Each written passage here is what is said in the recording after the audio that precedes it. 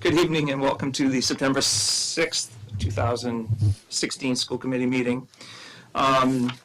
Just to let you know, this meeting is being taped and recorded on cable television. First item on the agenda, we have the approval of the June 14th, 2016 meeting minutes and the June 27th, 2016 meeting minutes. Motion? Move to approve the minutes for June 14th, 2016 and June 27th, 2016. Second. All those in favor? Aye. Next thing I'll circulate is the operating protocols that the superintendent and the school committee agreed upon at the June 27th, 2016 meeting. So I'll pass those around for signature. And next item up on the agenda is the superintendent's goals. Okay, so tonight I'm going to share with you the 4 goals that I've put together. And they support the district strategy, which you will actually be hearing about next week at the next school committee meeting. So I have 4 goals. The first goal, I have 1 professional practice goal, 1 student improvement goal, 1 district improvement goal, and then another district improvement goal. So for the first professional practice goal, and these actually in order of most important. So the first goal that I'm going to be sharing with you is the highest one on my radar screen, thank you, in terms of most important in moving our district forward. So the first goal says that I will develop an administrative leadership team as a high-functioning team with a shared vision for excellence in teaching practice, effective instructional leadership, and progressive individual school culture. This will result in each member of our district's faculty and staff being held equally accountable for excellence in teaching and continuous professional growth. This goal will be measured by consistent high expectations on formative and summative evaluations and self-awareness. This piggybacks on a similar goal that I had last year where we began to scratch the surface of this as an administrative leadership team. There is still work to be done in this area, so that's why it is on the goals again and the number 1 goal for me. The number 2 goal is student improvement goal. Along with the Director of Teaching and Learning, I will work with department heads and curriculum directors to ensure a shared vision of excellence in instructional practices and student achievement in the classroom, as measured by 100% consistency across the district on format, depth, and breadth of classroom and observation documents. So this really speaks to the consistency that I'm looking for across the district as we are giving teachers quality feedback on the practices that we're seeing in the classroom. Last year, I really worked with the administrative leadership team on that. Now I feel like we're ready to move on to other leaders in the district who have observation as part of their job description. Goal number 3, district improvement goal. During the 2016-17 school year, I will facilitate, work with teachers to implement understanding by design strategies at all levels. I will provide teachers with professional development opportunities so they can customize Atlas with district resources to ensure the necessary tools are available to serve all students. By the end of the 2017-18 school year, UBD strategies will be embedded into the teaching practices in every classroom in the district. This multi-year goal will be measured by an increased achievement in district assessments and in the standardized assessments that the students take in the spring of 2018. The most important 2 things to realize about this goal is, number 1, it directly supports each of the school improvement plans that were provided to you in May, and also that this is a multi-year goal. And this is an ongoing goal, so this is something that we will be talking about over the next few years. Once it becomes embedded in all of our teachers' practices, then it comes off of the school improvement plan and it comes off of my goals, if that makes sense. And then the last goal, I will enable parents to better support their child's education, Progress on this goal will be measured by an increase in attendance at school-sponsored events. So this is really strengthening the relationship between the schools and the parents, and having the parents at as many functions as we provide for them. An example of that would be Dr. Pody is coming to us at the end of October. I'll be speaking about that at some other school committee meetings, but that is an event that I would love to see as many parents as possible at, because I think it's going to help them in their parenting for their students, whether they have a student in kindergarten or in 12th grade. If you look through this document, the goals are clearly stated with action items, estimated timelines, and what the evidence will look like for each of my action items. And as you can see from the document in front of you, I've already begun to link some of the evidence in the evidence column. So do you have any questions or thoughts about the goals outlined tonight?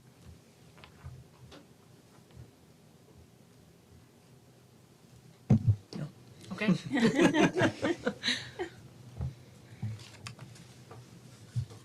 Next item on the agenda, we have the new school website and mobile app. So tonight we have Vin Ruaco here. He is our Director of Technology, and he is going to share with you the new website and the new mobile app. But just a little bit of history before we start that. So last year we put together a task force, if you will, of people to really look at our then Edline.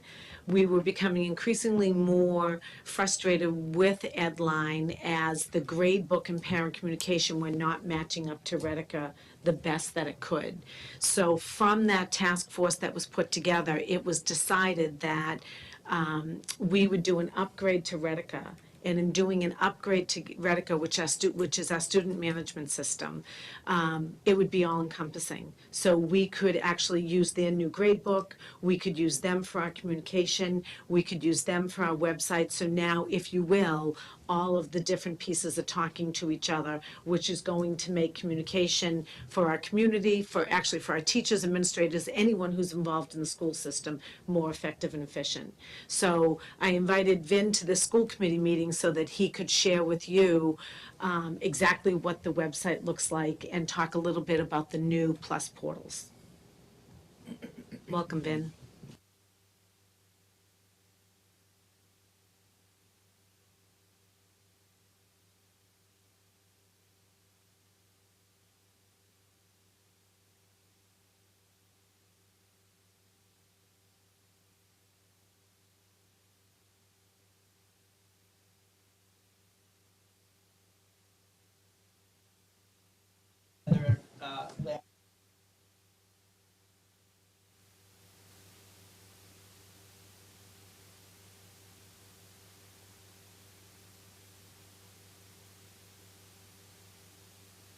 They're all connected.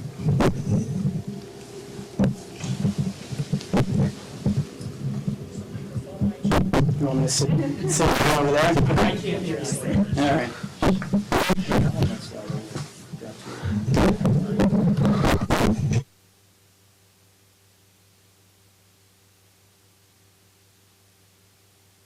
Okay. All right. All right, so I'm going to drive from over here then. So yes, again, just to reiterate on what the superintendent mentioned, we put together a committee to review consolidating some of our resources. So in doing so, we decided to stay with the Redica student information system, but then move and migrate it up to the cloud. So actually, Redica is now hosting our student database in their services online. And what that allowed us to do was also combine our communication, community outreach application, and then also implement a new portals interface for students and parents and teachers. So and then also, again, we migrated away from Edline and we moved to a new website that's also hosted by Redica. So Redica is basically, we put is hosting all of our services. We found that it was more cost effective and more efficient to do so with all the systems working together. So I'm just going to give you a brief overview of the website. I'll walk you through. We started working on the website in July, and then we were able to implement it in the beginning of August, or mid-August. We rolled it out. With that, we also started to work on parent-student portals, which is an interface that allows parents and students to log in via website and check progress for grades, attendance, and so on. You can also use that system to receive and send emails and notifications. It's linked to the website for up-to-date information when they post new events, new agendas, new calendar events. It synchronizes back and forth. And then from there, with the web-based portal, there also is a smart device application, which is an app that you can download from the Apple App Store and the Google Play Store, and you can use it on your smart device to access all of that information when you're on the go. So it's very very user friendly, and everything is connected. So if we go over to the next slide. So this is just an introduction to the website. I know since we implemented it, we kept the same domain name, which is the www.linfield.k12.ma.us. We moved that over from Edline, so we did receive a couple of calls in the beginning when we transferred the information over that some of the parents and students were still being redirected over to the older site. That might still possibly take place if you do have your bookmarks and shortcuts still pointing to the older site. The older site is probably still up and running, but our domain name points to the new site, which is now hosted by Rediker. So if you take a look at the site, I mean this is a quick view of the district site. We could switch over to the actual website here. So this is a snapshot of the district site. This is the actual live site. If you go to www.linfield.k12.ma.us, and there's the welcome to field. You have a lot of the important shortcuts on the side. You have a district calendar. You have a news interface, and also social media interfaces. So one of the key features that we liked about this interface, or this platform, was that it's a responsive platform. So what that means is that depending upon what device you're viewing the site from, it automatically adjusts and fits into the size of the screen and the resolution of the screen that you're viewing it from. So as you can see, as we shrink down the screen, this would give you an idea of what it would look like if you're looking at it on your smartphone. So you don't lose any of the features, nothing gets hidden, it just adjusts automatically, and you still have all of your icons there up at the top, and then as you scroll down, you still have access to all of the information that was listed on the main page. So if you do decide to go to the website from your smart device, it's a little bit, it's definitely it's a lot more user friendly than the previous website. So that was one of the features that we really liked about this site. So if we, some of the go to.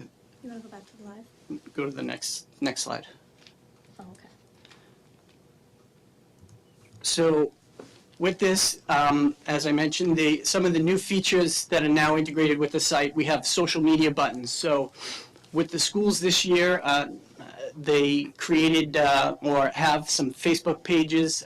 We have Twitter feeds, news blogs, and calendar feeds that are on the site now.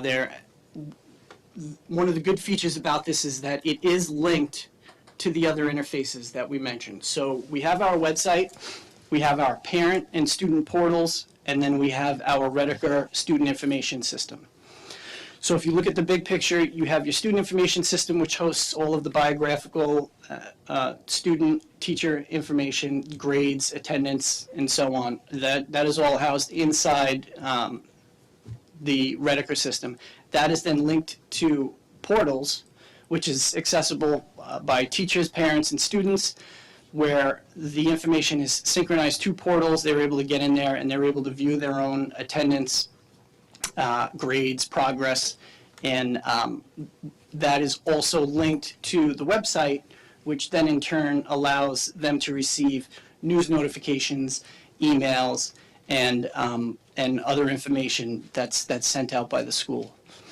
So another good feature about the website is that it has a built-in Google Translate. It's embedded in the top right corner of every website. So it automatically translates the actual websites into, there's a large variety of languages that are available.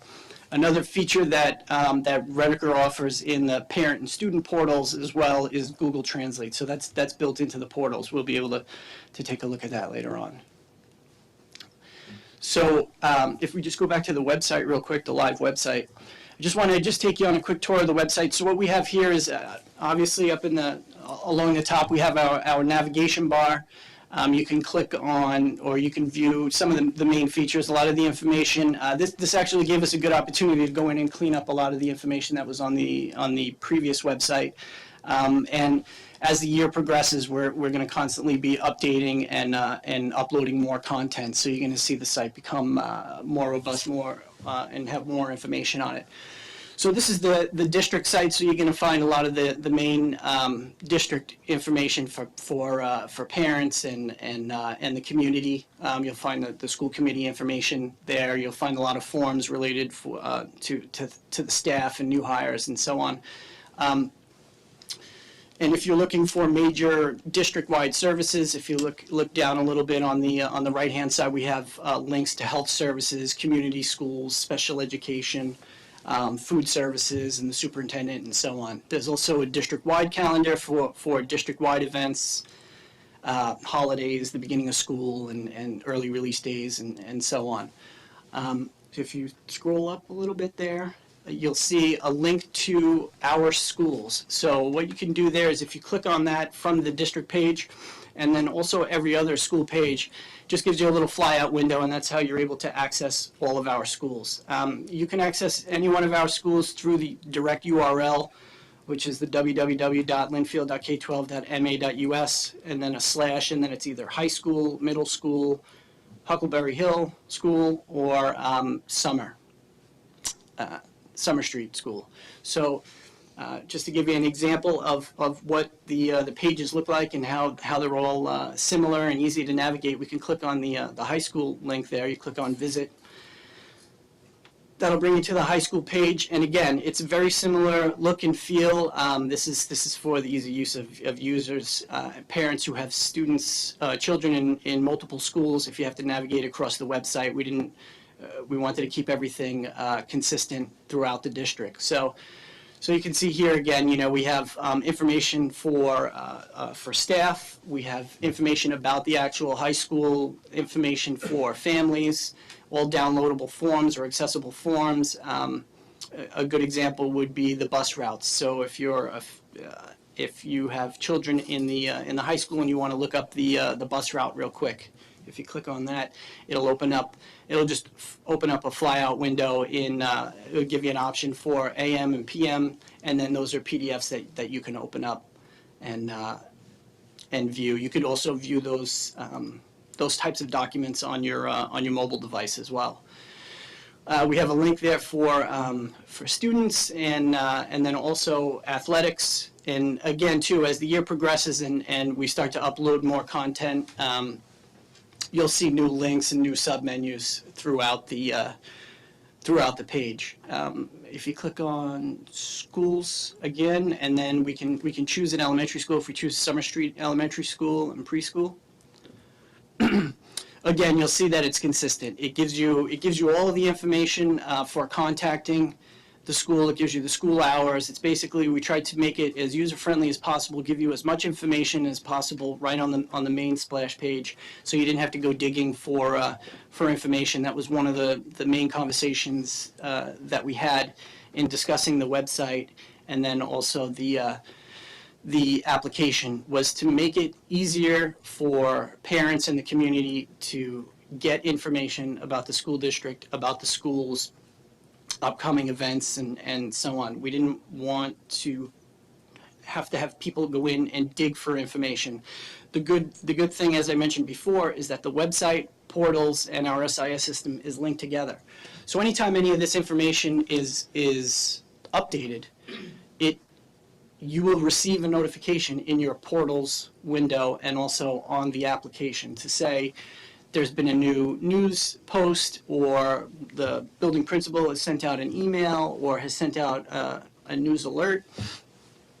That'll all be populated in your parent portals and also through the Smart app. So on August 28th, we sent out the invitation emails for parent portals. So we sent them out to all schools, parents and students as well. And parents and students from there had the ability to log in, activate their accounts, and take a look around. So what you'll notice on every website, because it is integrated, at the top right-hand corner, just under the Translate, is a Plus Portals sign-in. So any staff member, any student, any parent or guardian can access the Portals login screen from any website, any web page on our site, on any building, in any building. So if you click on it, it gives you a little flyout window here, and then you are provided with those credentials to log in via that email that was sent out. And we have a very high turnout so far for parents and students that activated their accounts, which is very good. I don't actually get an account of how many parents and students downloaded the application, but it was interesting to see the amount of logins that on a Sunday morning when I sent out the second reminder email to be able to go out and log into the site. It was actually before school started, and I sent out a reminder email Sunday morning as I was drinking my coffee, and you could see that the ticks start to hit the database as people were logging in, and word started to spread that schedules were available, and you could get in and see who your children's teachers are, and the students were able to log in and see their schedule and then compare on social media who was in whose class. So it was really interesting to see the amount of people that were actually logging in at that point in time. So again, yeah, you can get to any from any website. You can log into portals. Also on the websites, you don't have to click, but under families and students, there's access to portals. You'll see under families, you'll see parent portals, and then under students, you'll see student portals. If you no, actually, in the elementary school, students do not have access to portals. It's just for parents. But if you do click on the families and then parent portals, it'll take you to a slightly different login screen, but it is the school district login screen. So we're working to kind of customize that so everyone has a good idea of where they're logging into, and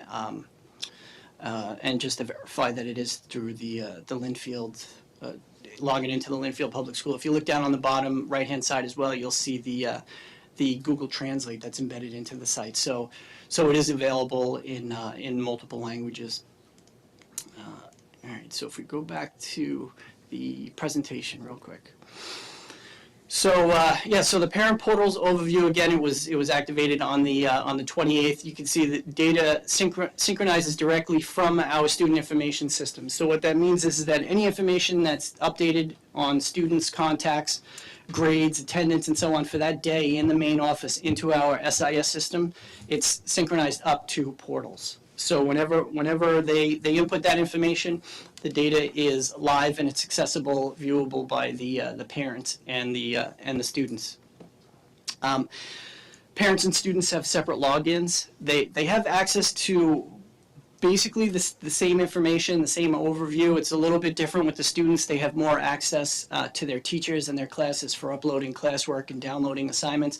But parents do have the ability to log in and view those assignments and classroom communication between the students and the teachers. So it's relatively similar, but the students and parents, they do have separate logins. There's a variety of of options and information that you can view. You can look at the grades, attendance, your child's schedule, discipline reports, homeworks. And again, it also encompasses our district communication system, so school announcements, alerts, news feeds, and calendars. There is an email section where parents and students are able to directly connect with the teachers that they are scheduled with. So there's a drop-down list that they can get into and click on email, and then it'll pull up a list of teachers and admin staff that their child is scheduled with. So it alleviates the necessity to go to the website, click on classroom pages. Okay, well, I want to communicate with my child's English teacher, and then you got to drill down and search for the English teacher's name, and then click on them, and then it opens up your email and so on. It's all right there. It's at your fingertips, and it's all in the same interface.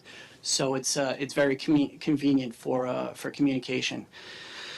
Plus Portal sign-in, it's accessible on every web page, which I already mentioned, and that's a snapshot of what you'd see on the flyout window. Next. So now, this is what you'll see. So as we progress through this, I kind of took a couple of different snapshots. I used some from our live database, and then I also used some from the Redeker website and their presentations.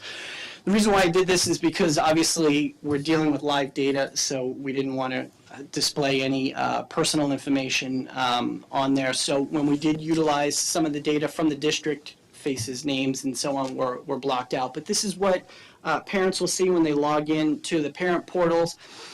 So with this view here is of a parent or guardian that has two children in the same school. So now what they'll be able to do is they'll be able to log in, they'll be able to get a quick shot of or a quick view of some of the information listed there on the main page.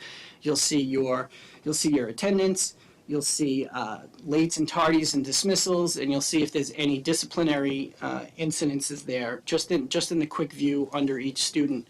The detailed bar below is on one of the next screens there, where you can really, once you do select your child, you can get into a more detailed view of a lot of the student information.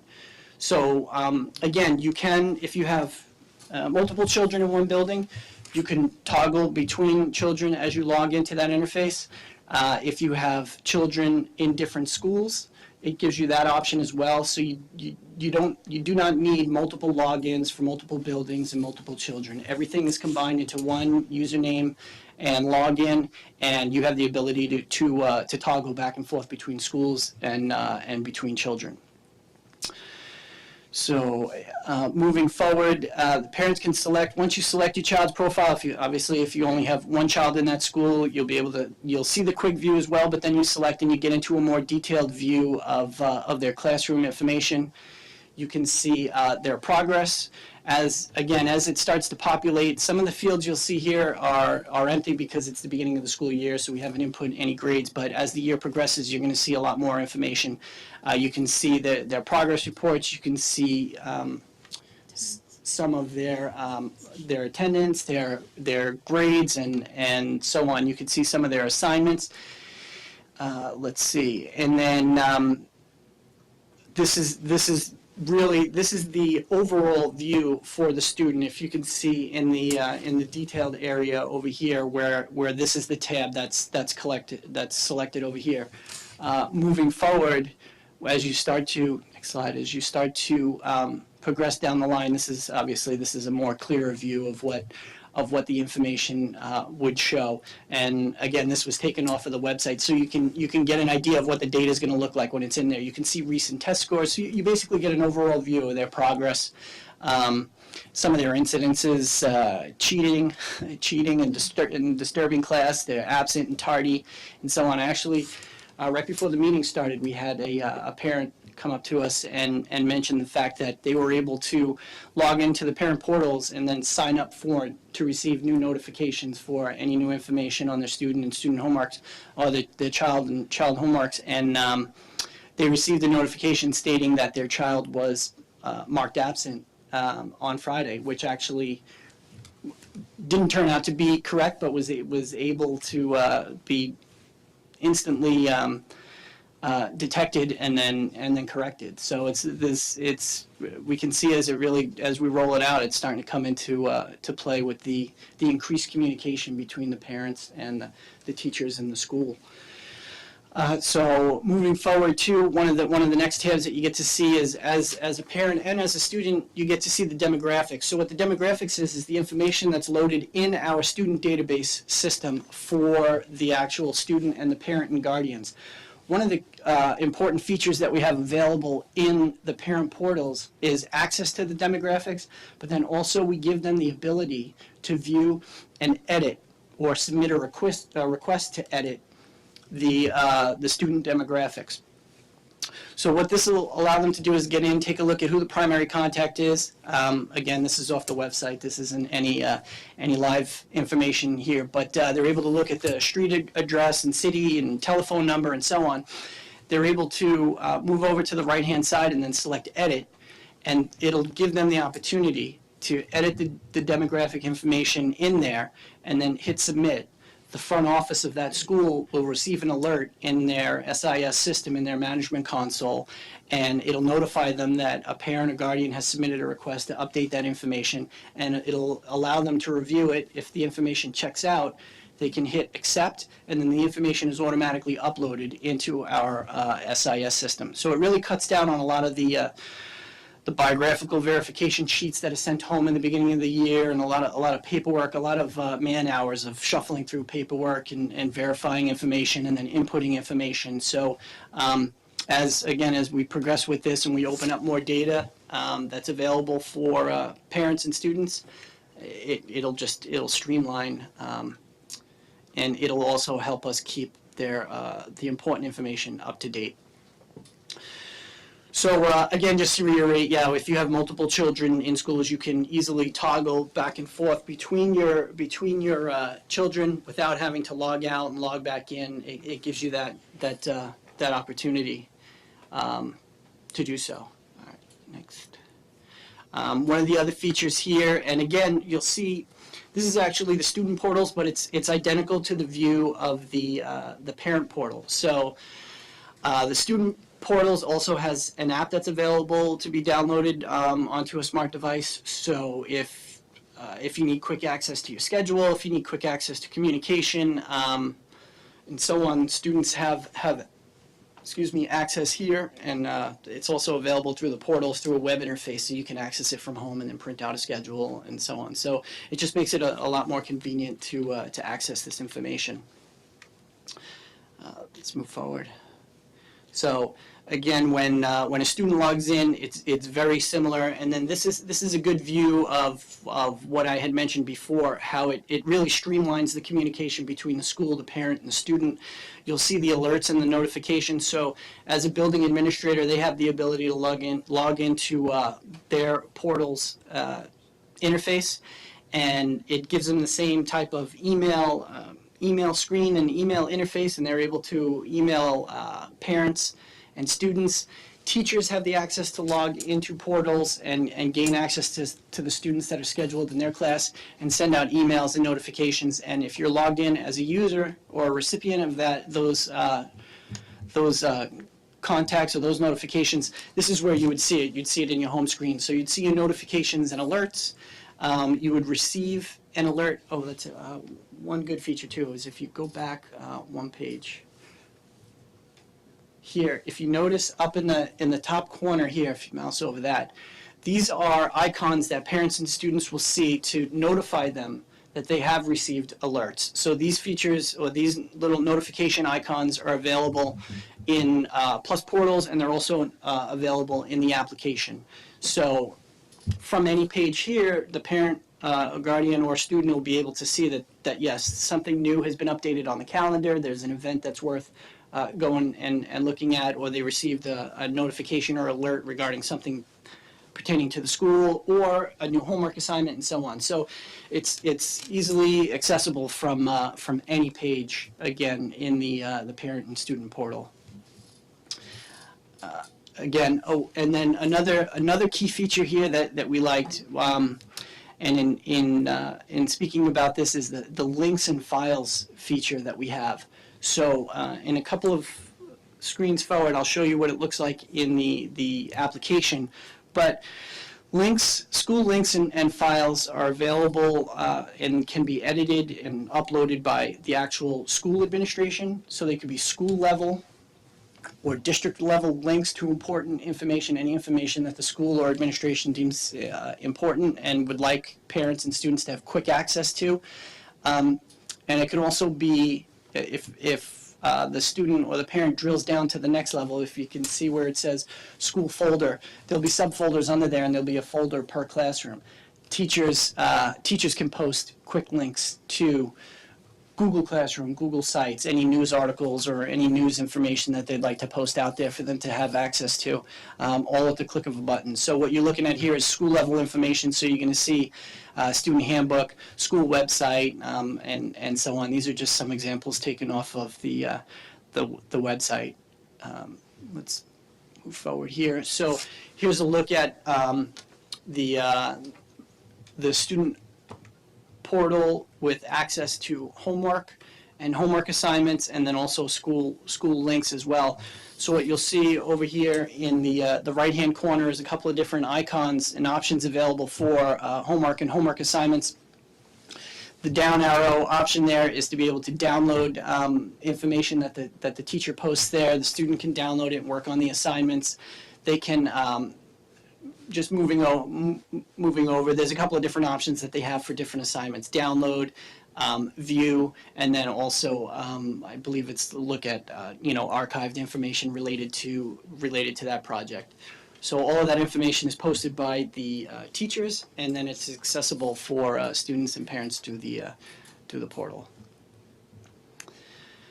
Again, this was one of the things that I was touching on, that this is a view of the homework. So if you click on one of the assignments, it gives you the option to download it. The teacher chose to upload it in PDF format, so you can download it, you can work on it, you can print it out, or you can actually, if it's a link to a Google Doc, you can fill it out and then submit it through to the teacher. Good thing about the portals is that it's tied into the teacher gradebook. So as the teacher starts to post homework, moving forward throughout the year, as they post homework and assignments, when the assignments are graded, it's automatically uploaded into their gradebook. So it basically can automatically calculate the progress of the student, and then once the term is getting ready to close and they have to submit grades, the grades are basically populated, and it just available for some fine tuning, and then can be submitted. So this is actually this is moving on to the next step. So we had the SIS system, the web page, and then the parent and student portals. So this is moving on to the next step, which is definitely a key feature. I work closely with Redeker to get this rolling and implemented for the beginning of the school year. Last year, during the school year, we had a small subcommittee with Susie Cleary, Jamie Hyman, and Rich Soberg, for an overview of what our options were to implement a district-wide application to which would encompass the outreach from the school to the parents and students, and then also tie in a lot of the key information that the students and the parents would like to access. This application here is available through the App Store. It's also available through Google Play. We sent out an email to all parents in all 4 schools with directions on how to download it through the Apple Store and then through Google Play. If you don't have the link and you're watching this now, or you view this or you hear about it, you can always just do a search for Redeker software, and it'll give you a link to the Parent Plus and Student Plus application. and you can download it, and then you just log in with the same exact credentials that you have for parent and student portals. So again, it's just one username and one password will grant you access to the application. It'll grant you access to the parent portals via the website. So what you'll see here too is with the, and then this is a screenshot actually from the App Store. Once you log in and you configure it, if you notice here, this parent that's logging in has 2 children in the same building. So it's one login, and it gives you the opportunity to toggle between students. It gives you access right on the dashboard to all of the key information that's in there. So you have your news feed, which is connected to the portals, which is also connected to the website. So anything that's posted via the website or portals automatically displays in this application here, and they receive an alert the same way they do in portals that the new information has been posted and shared out by the school. You moving down from newsfeed, you see calendar. This calendar is linked to the school calendar. And then as you move further throughout the app and you really start to get into the classrooms at the upper levels of the middle school and the high school, you can get into classroom calendars as well. You could receive notifications for the calendar. So it's streamlined. All the information is there at your fingertips. You see the email and messages option there, which is again to allow you to communicate with teachers and school administration, also to receive emails from the teachers and the school administration. eLocker is another feature that you'll see at the middle school and the high school, and that will allow the students to review homework. Just a quick shot. I really can't imagine completing a homework assignment on your phone, but nowadays, who knows with the students what they're able to do on their smartphones. Directory again just gives you a quick shot into the teachers and administration that is scheduled with your child. Instead of having to go to the website and search around for teacher names and email addresses, the directory is there for you to browse through. Again, if you move a little bit over to the right and go down, you see the school links and files. From here, from the application, this is a feature that I liked, and I know that this was one that we discussed in review of the app, was to give parents and students links to important information that's on the website or important information from the schools. To give you a perfect example, bus schedules would be a good example, or even school athletics. So we can go through as administrators or as school admins, post links, the same links that you saw in the portals interface, you'll see in the school links and files interface, and at the click of a button, you're able to pull up the link to athletics, to athletic fields, to athletic schedules, to school bus schedules, school lunch menus, any information that we choose to post out there that we feel is a hot ticket item, or some information that they'd like to, that parents and students would benefit from, we can post out there. So that's really a good feature, that and the notification features. All right, let's move forward. Again, this is through the app, you're able to get in and look at classroom progress and classroom schedules. Here's a quick snapshot of what the Student Plus app would look like. It gives you the same, if you do a search for Rediker or using the link that I had sent out, you'll have access to this information. Let's scroll forward. So again, this will give you a little snapshot of what I just mentioned about the school links and files. We posted here, this is a snapshot of what the high school looks like. So from your mobile device, if you needed to look up information on the high school, you could click on the home page and it'll open up, it'll bring you directly to the website. Clubs and activities, it'll bring you directly to the link on the website. It switches out of the student app and brings you right into your browser and allows you access to those features. So school services, Meal Magic, if you wanted to check the funds and balances, we posted that out there. And again, as we add some of these links, the list will only grow and stay up to date. And that's the most important thing, is that the content that you see out there, there's a lot of people that are doing a lot of hard work in maintaining and updating the website. And we're moving forward. It's a brand new platform that we rolled out over the summer and in the beginning of the school year. And the application is now available. If anyone has any questions, if any of the public or parents have any questions, there are contact us links all over the new website. And if you click that contact us and fill out those forms, we'll reply back to you immediately with any questions, comments, concerns, or suggestions. We're ready to receive them. So as of right now, that basically concludes the presentation. So if anyone has any questions regarding any of the information.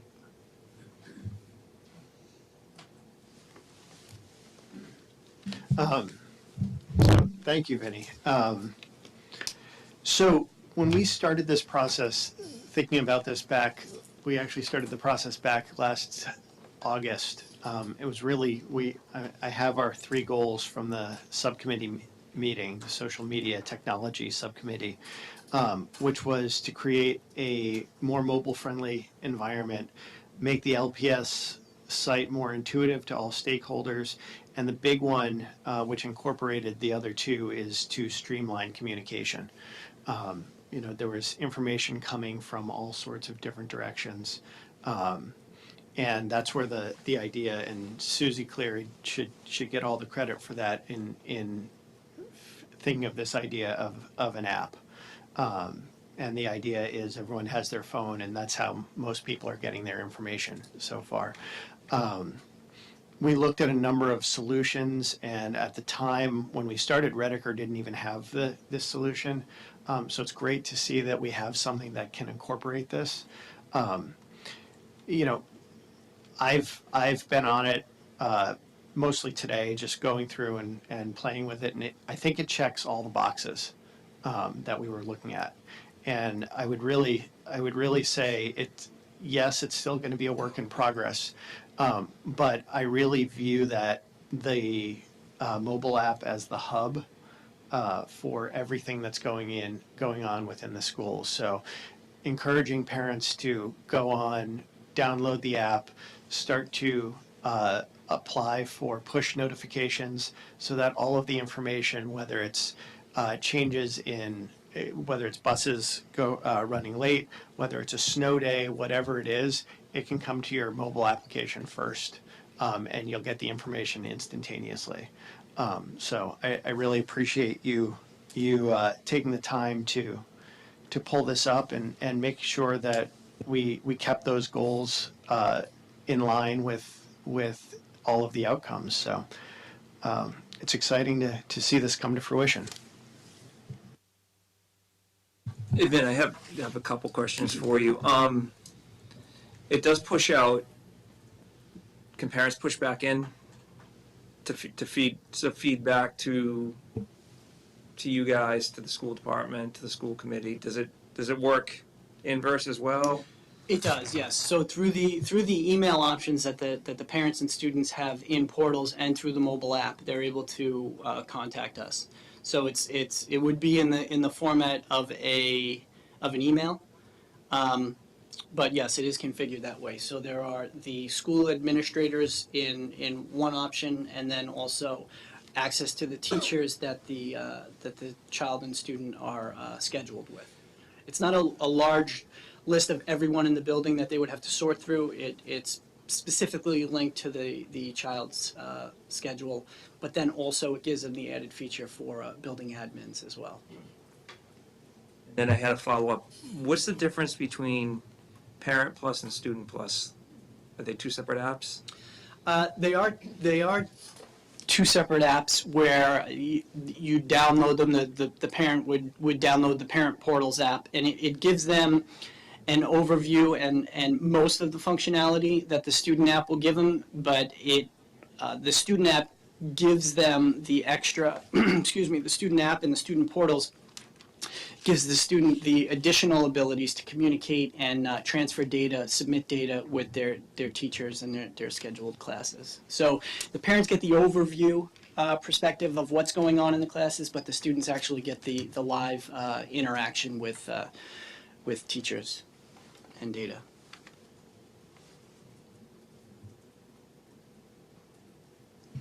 So first of all, I'm jealous of all the parents who no longer have to spend the first evening of school filling out the same information multiple times on multiple paper forms, but. I saw your face when I said that. I think actually Jamie partially answered this question, but so far as push notifications and things like emergencies or no school days for snow or whatever, is there still a phone option so they can get text messages, they can get email, they can get a phone call, they can get all the things they used to be able to get on the old system? Yes, excellent question. So what we did as well is we combined that feature into our SIS system. So they do offer a service for us to make phone calls. So as a building administrator or the superintendent, they would use that service strictly for, we would consider emergency or high priority alerts, snow days, cancellations, accidents, and so on. They're able to log into the Redeker interface and send it out to the entire school. They're able to, because it's now integrated with our SIS system, they're able to break it down so many different ways because of the information that's in there. They could send out a voice call to a specific bus number, homeroom, grade level, entire school, and school district. So that's the system that the building administrators have been using up to this point. And then now that the year has started and we have people logging into the interface, we're going to be using the notifications built within portals. But from a district level for the superintendent, and then also high priority alerts, we would use the phone system. It's still integrated with Redeker though. So does the parent, I hope I asked this clearly, so you talk about the bus, the classroom, the school, and so forth. Does the school build that information, or does the parent sign up and say, these are the things that apply to me? The school builds that information. So when the school goes through and registers a student, they input all of the demographics that they receive from the parent and guardian, and then as they go through and they schedule those students with classes and homerooms and bus routes, all of that information has been and will be kept in the Redeker, the SIS system. So that's why it's key, and it's very beneficial to have everything rolled into one system now. So it's one point of entry, one point of data entry, and then it's seamless synchronization between all of the applications. And then also on top of that, we now give parents and guardians the ability to edit some of the demographic information. And then that is, once it's approved, is uploaded, so it kind of streamlines things a little bit. But yes, it's maintained all in one database and then synchronized throughout the portals and the application.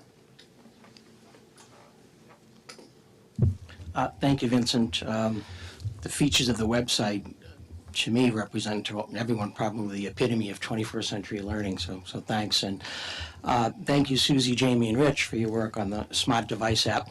I have a question about the communication between students and staff, parents and staff. Are there some reasonable expectations or standards or parameters around that, as established by the teachers, as perhaps at the grade level at the elementary, or by subject area at the middle school and high school? Are they set or established by the administrators? Newly to this website, so parents and students have always been able to communicate with their teachers. So we don't actually have parameters around, you can only email your teacher 3 times a day or 4 times a semester. I would say that the communication is always open, and parents and students are always encouraged to communicate with their teachers. And if it ever gets to a point where the email is not meeting the needs on one way or another because it's either too little or too much, the teacher will take that into their own hands and address that with parents as it comes up. I guess I thought Sal was asking a different question. But in terms of one of the things that Vin said was that, you know, that the grade book is like automatically calculated and updated when a new grade is entered. Are there realistic expectations for the teachers in terms of not having to instantaneously grade tests and get the work in? So that there's realistic expectations for the teachers to be able to take the time to get the information back to parents. Okay, I understand that now. So what we have said in the past, what we did with Edline is we said that every 2 weeks that it should be updated. So you're right. So we do not want to give the impression that just because your child had a test today and we have the capabilities of doing this, that the test is going to be graded by midnight tonight and people will be able to view it. We are going to stick with that standard of 2 weeks, every 2 weeks, that it should be updated. Thank you. And also in terms of the time frame around which the communication is happening between parents and teachers or students and teachers. So I emailed my son's teacher at 11:30 p.m. and I didn't get a response. So pretty much our protocol has generally been within reason. We expect our teachers and our administrators and myself to get back to teachers within 24 hours.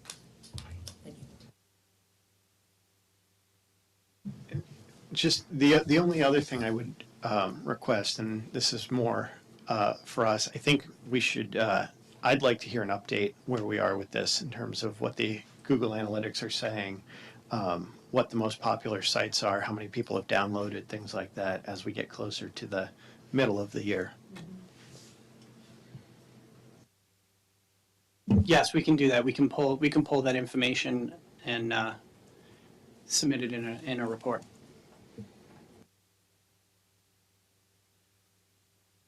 Then I had one more question for you. Just looking down the road and trying to project, at some point, do we end up putting too much information out there, so much so that it gets congested and people can't navigate to where they want to be? Or is this system set up to kind of keep a hard and fast overview, and then underneath you can break it down into smaller groups?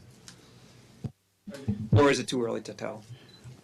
No, actually, I mean, it's basically with portals and the app, it's very similar to a website. The content or the page or the information is only as good as the content that you put out there. So it really is our responsibility to keep up-to-date information out there. Again, we would really only utilize the links and the hot button links and some of the other information for just the high priority type information. We wouldn't really want to clutter it. Some of the good features though that you have is that you're able to toggle between classroom information and school information and district information. So it's not just everything thrown into one pot. You know, you get the district calendar, but then you also get your school calendar, and then you could get a teacher calendar. So you won't always have all the information mixed together. But yeah, it would be up to the administrators to maintain and go in there and clean links up and make sure that that everything is up to date. So it would be part of our responsibility. Yeah.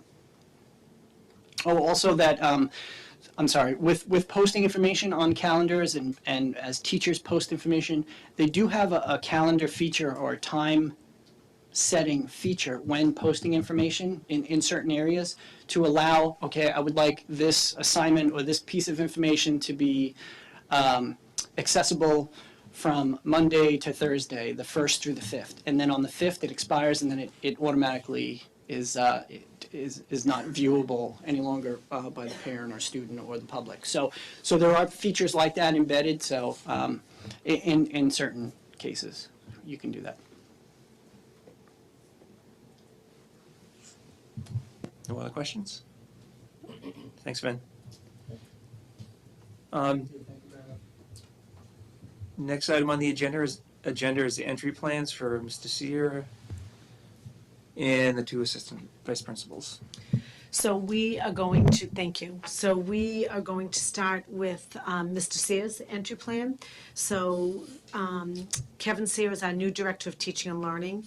And while he has been in the district for a while, we thought it was really important for him to put together an entry plan because he's in a brand new job for him, but he's also in a new job for our district.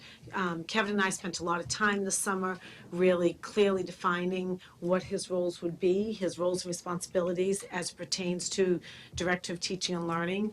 The time that he has spent in the district thus far has been through the lens of an assistant principal at the high school. And so now I'm asking him to look at the district through a very different lens. And so he has put together an entry plan so that he will better be able to serve the teachers and the students of Linfield. And a lot of his entry plan is really built around getting to know what the middle school and the elementary schools have to offer and how he can help with the teaching and learning at that level. So, Kevin? Good evening. Thank you for the invitation and the introduction. You know, as Jane mentioned, as you know, I'm not new to the district. As the high school assistant principal for the past 8 years, I had the opportunity to really work closely with the administrative leadership team. However, this position takes it, you know, is much more expansive in terms of the role, and that's where this entry plan is becoming to be most helpful. It's certainly going to require continuous learning, thoughtful planning, and implementation. And when you think about, I had the unique opportunity to work hand in hand on that district strategy, and that is constantly evolving. It's going to require our continued dedication. That will be it is a fluid document, and this work here should inform ultimately the district strategy as we move forward with hopefully a common language for the district. So I'm sharing with you tonight an outline for my plan, and in order to truly accomplish what I'm setting out to do, it's going to require constant classroom visits, school visits. We've done a lot of that already, conversations with all stakeholders, and what we deem to be a study of relevant documentation. And it doesn't really feel like an entry plan because I feel like we've been at this for quite a while now. You know, the advantage of having, you know, us on the same team last spring and really hitting the ground running with Summer Institute, I think is where I really see that this work started. The goals of the plan are to assess the strengths, challenges, and opportunities within the district. And that's really coming out now with all the different conversations, which I'll get to in a few minutes with the different stakeholders. Building meaningful relationships. I mean, this should go without saying in any, I think, new position. You know, it's important about establishing those relationships and the trust before you can accomplish what you want to accomplish. It's also a SMART goal of mine too, so which, you know, I do feel strongly about, and that would be just acclimating myself to the district, which I'll talk a little bit more about in a few minutes. Increasing collaboration and strengthening our district strategy, as I mentioned, to ultimately improve teaching and learning. And with that comes just the ability to prioritize the work ahead and just being open and clear about the implementation plan. Communication is just, it's going to be essential as we move forward with the work. So the first phase is the learning phase. Again, I feel like this started well before July, but the position began on July 1. So up until December, the goal here being, although to be constant learning throughout the year, but the bulk of the learning in terms of the position and the responsibilities up front will be from July through December. It's been really a ton of study on my end, you know, in terms of making sure that we can hit the ground running when we open the schools up. And you're going to really you'll see the breakdown in the chart here, but obviously there's so many different tenets and responsibilities to the role, and I want to be as prepared as I can be for the start of school and as we progress throughout the year. Jane had me on a whirlwind tour opening week. It was exhausting. It was fun. We hit, you know, with Chief Breen, we really enjoyed our time in all the schools the first day, and I had an opportunity to, you know, have lunch with the first graders and the third graders, and really just the amount of people, whether it was teachers, parents, and students that I had the opportunity to meet that first week was just was really impressive. So that's all part of the learning, and it was eye-opening for someone that's worked in one building and to branch out across the different schools and to actually be in so many buildings over the course of 1 week. But it was truly helpful, and I thank Jane for that. And so as far as the teaching and learning, I try to break it down for you in terms of some of the main tenets here and what those action steps will be. The district strategy, as I mentioned, this is something you've heard about, you will continue to hear about. This is our common vision. This is in terms of making sure that we align everything that we're doing should trigger back to the district strategy. This began in earnest with our work at administrative workshop back in August, where we're looking ahead now to the district strategy for the school year and just finalizing all the details as we project forward. This really, when you look at the district strategy, it does focus on this high quality professional development, and it refers to high quality for all. And so that's really what's going to guide a lot of what I do in terms of the district strategy and what we've already begun to do. School-wide improvement planning, making sure that we link these documents, we communicate these documents. When I say link these documents, aligning school improvement plans to SMART goals, aligning to the district strategy, just making sure that we're all flowing systematically here with a common vision. The principals did a great job opening week communicating the school improvement plans at the various buildings, and there's really nothing Jane or I don't do where you don't see that district strategy linked to whatever our focus is on a given day. And same with the school improvement plans and the SMART goals, and you see that all here aligned within this presentation. So for my own SMART goals, I mentioned just, I want to get acclimated to the school community. I'm not brand new to the school community, but, there's a learning curve in terms of the different cultures in the different buildings, and, the more I can have a presence in the buildings, and the visibility is going to be key in the conversations, whether it be with students, teachers, parents. The open houses were great. It was nice to see some high school folks at the open houses. It was nice to see some of you school committee folks at the open houses. But it's also nice to really, get to start to meet some of the folks that have young children in the schools, and I really enjoyed that. So, my second goal is just teacher evaluation. As Jane mentioned, we're really taking this a step further with our work with department heads and curriculum leaders, and making sure that we share that same common lens across the district, and adhering to those high expectations that we believe all teachers deserve in terms of feedback. And I said this at the opening staff meetings on opening day. I said, my job is to give you feedback. My job is to give you positive feedback, but my job is also to give you constructive feedback. And I don't care. And the high school teachers were great. They were great about whether you're a first-year teacher or a veteran teacher, of inviting me into your classroom as well, and those invitations should be open.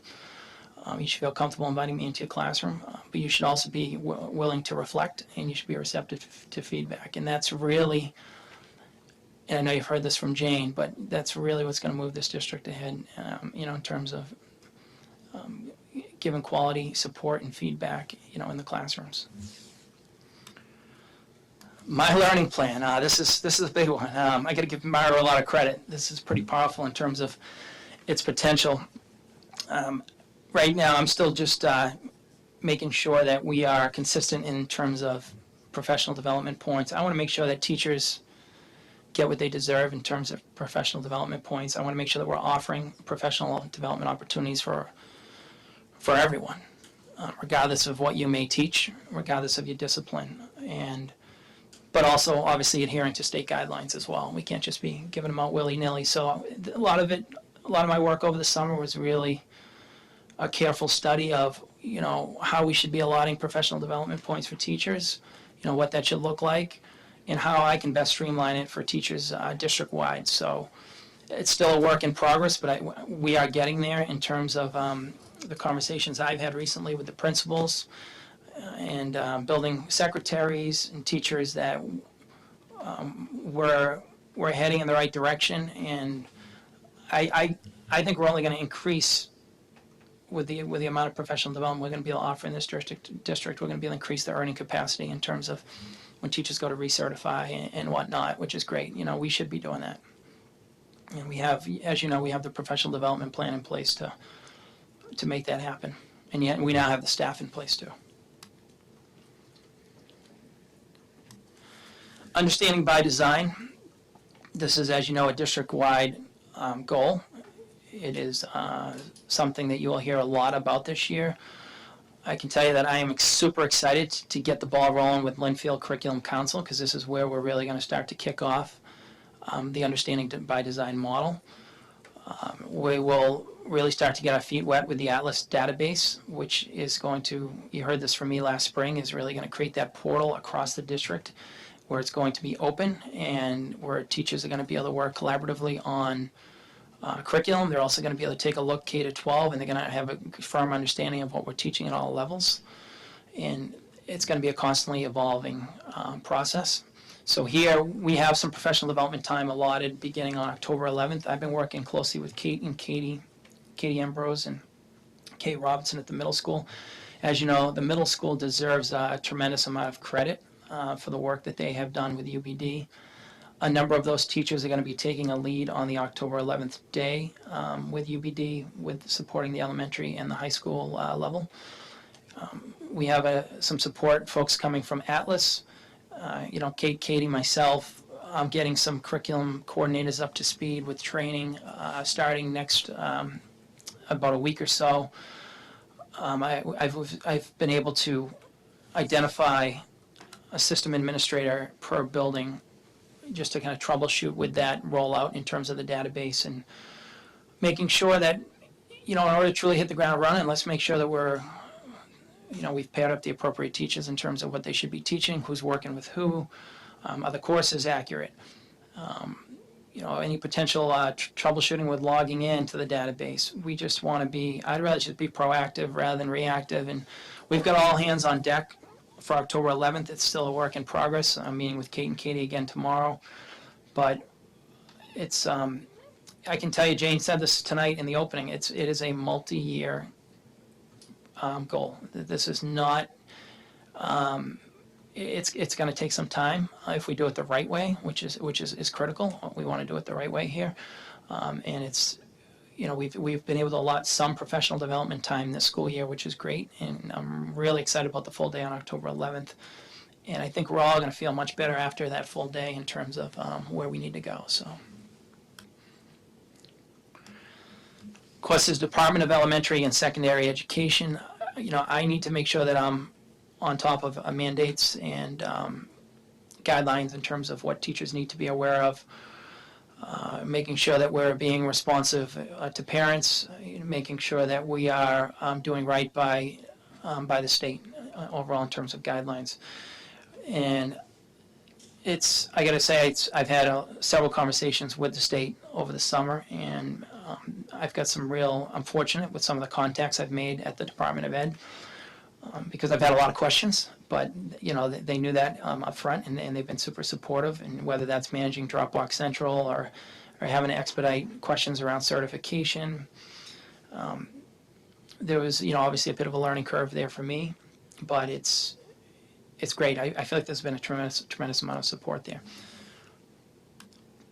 Teacher evaluation, Jane and I have talked a little bit about tonight. I think you know where we want to go with this. But I will say that I had an opportunity over the summer to take feedback from the administrative leadership team and really streamline our walkthrough protocols.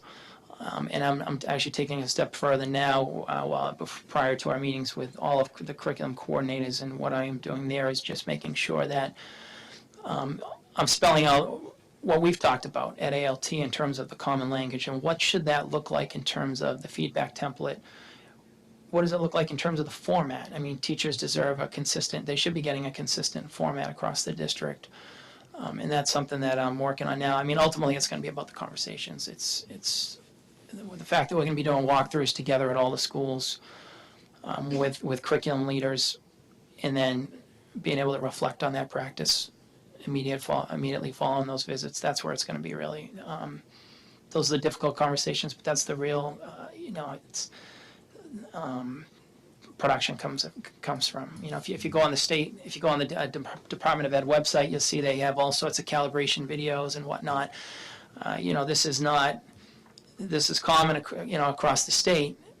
it takes a lot of work to get there in terms of calibration from, across the district in terms of expectations and what we should be looking for and the type of feedback. But we're making some nice headway there.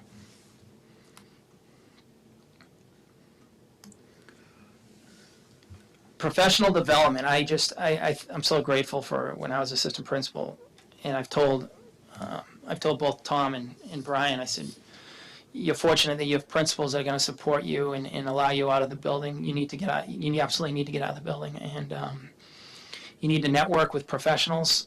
And that's something Jane last spring set me up with a number of professionals, whether it be the NEPEN group. I've had an opportunity to meet with them over the summer, and we are planning a professional development day for specialists on November 8th. That is election day. With that being said, Linfield took part in this last year, and we were able to send a number of educators, to a full day of professional development. And so I am now part of the planning committee for the November 8th day, and I'll be for part of the day probably over at North Reading High School and working with folks there in terms of providing quality professional development. So I'm excited about that group. There's the Job Alikes through the Merrimack Curriculum Directors Group as well. And I just think that I'm fortunate that despite the tremendous amount of resources in this district, I'd be mistaken if I didn't network with the greater educational professional network that's out there in terms of bringing ideas to the table here in Linfield. So.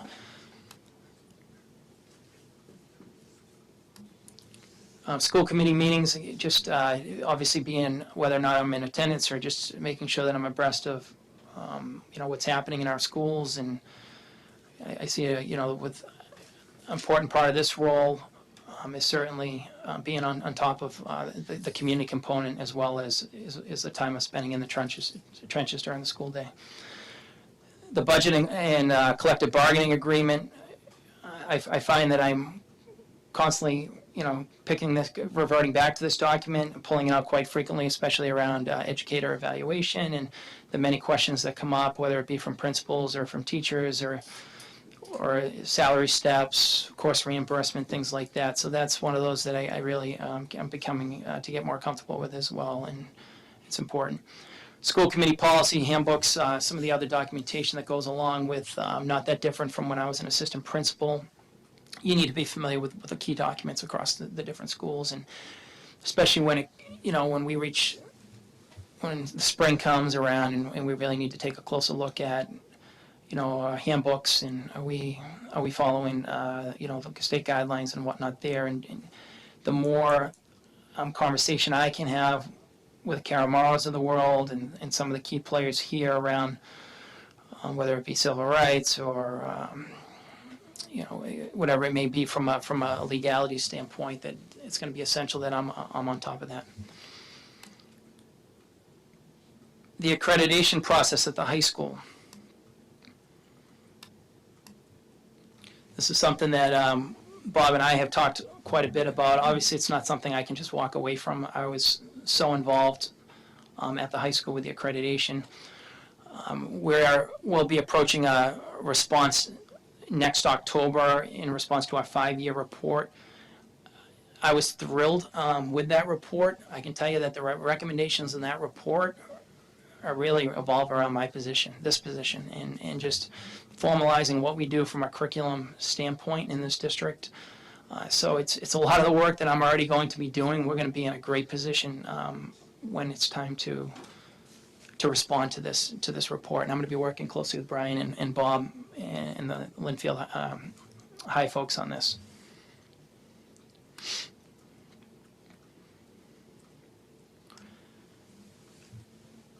The interview process, again, I know the administrative leadership team. I know them well as individuals. I know them personally. I know them professionally. But to have the time to really sit down with them one-on-one about teaching and learning, that's not something that I would have done as assistant principal. So I think that's been a real. I've only met with a handful at this point, but it's been real telling in terms of where my focus should be, what the challenges are. When we revert back to the goals of this plan, it just gives me some more support. But it also honestly, from a selfish standpoint, it helps me in the sense of, all right, what's expected of me, and how can I support you and your teachers as we move forward. Same with curriculum directors, and I said that I've leaned a little bit on Kate and Katie with UBD, and I told Mari and Christina I'm going to be leaning on you in terms of the school culture at the elementary levels and the questions that I'm going to have, and I continue to have about the different schools and how they operate. But everyone's been so supportive.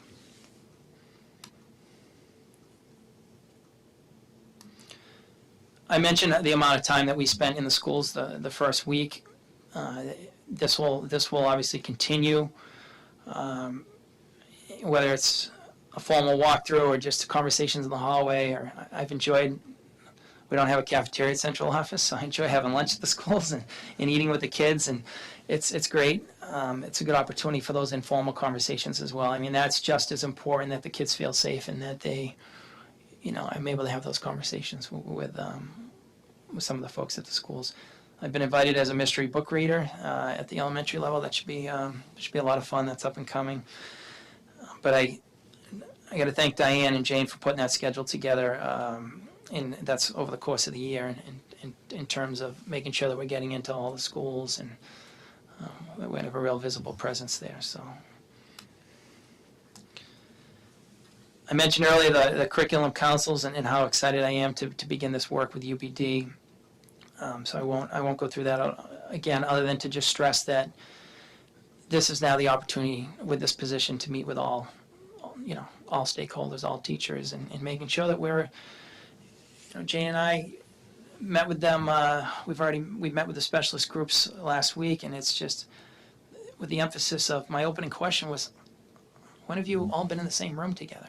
Unless you're discussing a student concern, when were you all in the same room together from a professional development standpoint of, how we can best support you moving forward? Because they don't all fit into the traditional box of what professional development looks like, and it's at times they were being left out, and we can do a better job of just making sure that it's meaningful for them, and also just taking that a step further in terms of if they want to be creative about their professional development time and treating them as professionals, and we're really opening up to how we're going to share out on that. We're capitalizing on faculty meeting time as well with the collaborative learning experiences, where they're having we'll talk more about that in a couple of weeks. I won't steal the thunder there, but it's going to be a great opportunity for professional development for everyone. Parents and community, I mentioned the open houses, and I enjoy being involved in the community, and that's something that I want to continue to be a part of at the different schools, and I think it's important. So the questions that I included for you here, this was more of the framework in terms of how I approached my conversations with each of the individuals. I did share these questions with them ahead of time, so they had an idea of what I'm going to ask as we move forward. So like I said, at this point, I've already met with a handful of administrators. I've met with some curriculum coordinators. But I'll probably come back to this in earnest in October. I got a lot of work to do with the upcoming UBD day and some of the work we're doing with walkthroughs and teacher evaluation.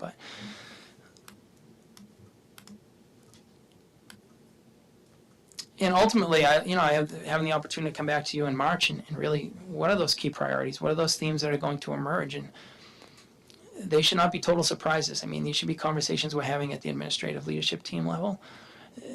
These are some of the key priorities and themes are going to show up in our district strategy as we move forward with school improvement plans. And just again, aligning whether it's SMART goals, we need to. Part of my job, though, is going to be to communicate what those challenges are, accentuate the positives as well. But, when I think really about what those challenges are in prioritizing the work ahead for the district. And a lot of that's going to come from those conversations, and a lot of it's going to come from my visits to the different schools, and ultimately also the study of relevant documentation behind the scenes. The last phase will be the planning and implementation as we strengthen and refine the district strategy. And making sure that with the district strategy that this is as clear as can be, and like I said, it's across all stakeholders. But ultimately, why do we do that? It's ultimately, hopefully, we're improving student achievement across the district. We look at a year from now, we should have a pretty good sense of where we're going to be and where we need to go. I just want to thank all of you for your support, and Jane for really recognizing the learning curve that I had to undertake over the summer, and really jumping in and being almost a facilitator with several of the initiatives, and really making sure that we're having Jane there as another set of eyes and ears, just making sure that we're doing everything the right way. And she's been a tremendous mentor in that sense, but also, like I said, not dumping everything on me at once either, recognizing that there's a little bit of a learning curve here, there's a little bit of research that I need to do, there's a number of programs that I need to learn to make sure that I can support the teachers in this district. And Diane, I just want to thank you as well for your organization and helping me every step of the way. It's been tremendous support all summer long, and making sure that my office is ready. But no, I thank you for your time, and I'm happy to take any questions. I have a couple. Just going back to when you talk in your entry plan about SMART goals and developing them, I'm a little bit confused. Are those your own SMART goals or SMART goals for the district strategy? Yeah, so what we had the opportunity at the administrative workshop to create SMART goals of our own now, and Jane and I we actually share a handful of those goals that I mentioned, whether it be teacher evaluation, UBD. There is a goal that we have around hiring and making sure that we're pristine about our hiring practices, and also just making sure that we are retaining high quality individuals, and then of course my acclimation goal to the school community. So I was referring to my goals, but throughout this presentation I would have been referring also to the SMART goals of educators across the district, because what we've done now is we're making sure that teachers, when they create their SMART goals, that they are aligning those to the school improvement plan and also to the district strategy, so that template's been created for them. That process has already started. It just makes all the sense in the world that we don't want. It takes a village, so.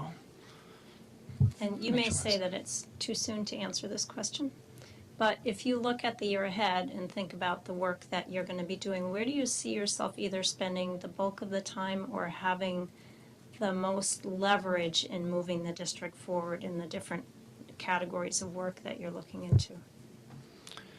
Yeah, I'd say the bulk of my time would probably be at the elementary level. And I think so far that's been the case, and I think that's part of the obvious learning curve there. But also just from a curriculum standpoint, and I said this to the teachers, it is a little bit of apples and oranges in terms of the UBD work that they have to do, and the fact that they teach multiple, so many different courses, and they're going to need a lot of support there. So I'd say elementary level more so. And when it comes to leverage, I think where I'm going to really be able to leverage my background, my expertise, it's really going to be with making sure that we are giving high quality feedback to teachers across the district. When I think about teacher evaluation and the leaps that working, not just me, but working with Jane and the progress that we made as an administrative leadership team the last couple of years around that, we have a tremendous staff. We do, but they deserve high quality feedback, and we're not where we need to be. And I think that's where I guess I can, when I think of leverage, I think about that jumps off right off. You're welcome. I'm just curious, and maybe this is Jane, maybe this is you, Kevin, but are you getting any outside mentoring outside of the district formal professional development. I know that was invaluable when you came in as superintendent, and I know we match up all our new teachers with mentors. What's that look like in this position? Yeah, I mean, certainly I can speak to the professional networking. Jane has set me up with so many that are in a similar position, whether they're curriculum directors or assistant superintendents. We share similar responsibilities. And like I said, I had the opportunity to attend the first meeting over the summer, but there's a couple of other different groups as well. I mean, for me, when I think of the support, I'm going to rely on that professional network for sure.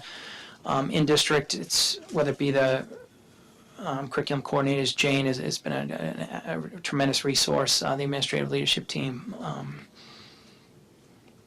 Can I just jump in on that too?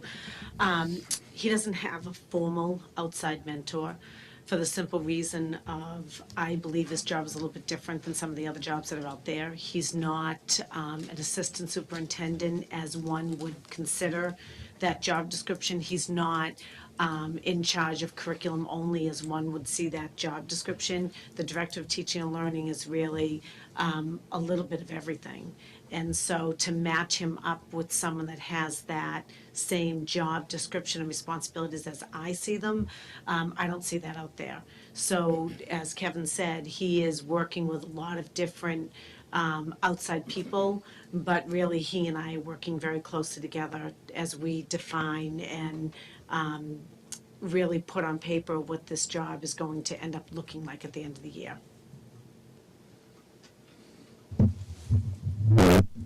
Thank you, Kevin. So much of what you said tonight and presented was meaningful and significant, but a couple of things resonated with me.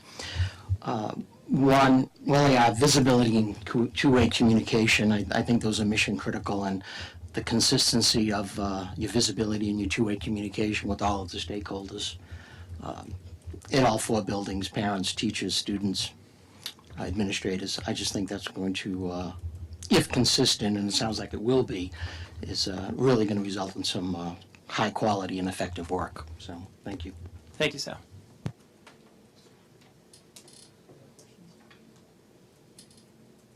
Thanks, Kevin. Thank you.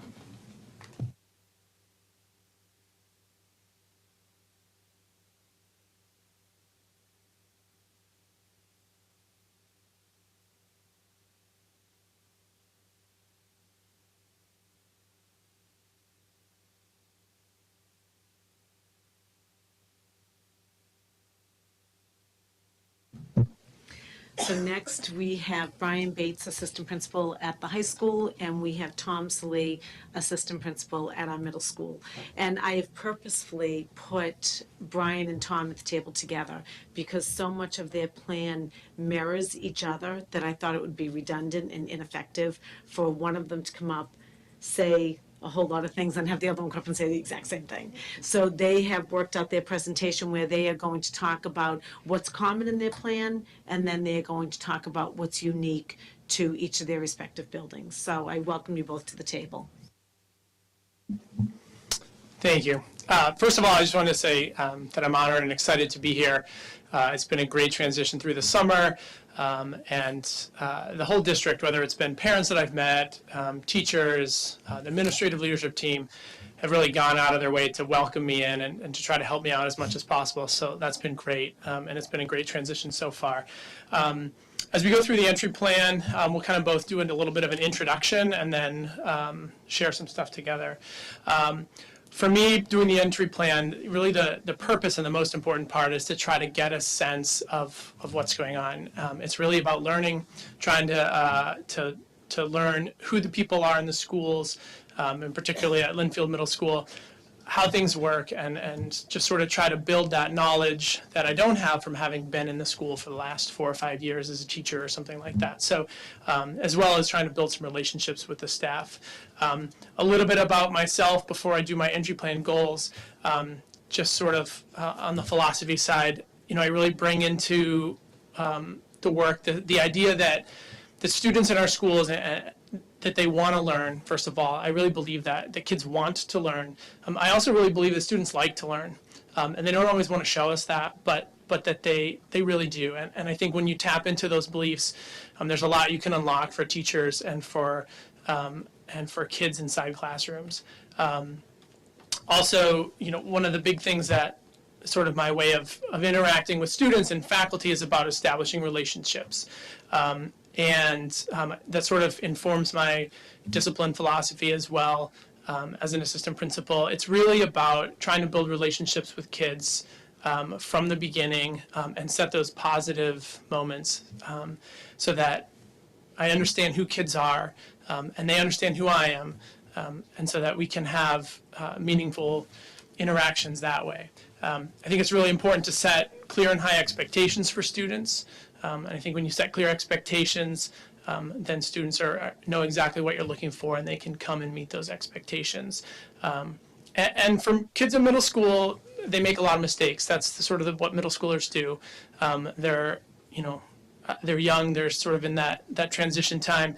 If they weren't making a lot of mistakes, they probably wouldn't really need us. But they do. So I think that all of those interactions are really a chance for kids to learn. So I expect them to make some mistakes. I expect them to learn from those mistakes. And I really look at that my interactions and my role as a chance, certainly when working with kids, as a chance to coach kids and to sort of help them become the citizens in our community that we want them to be.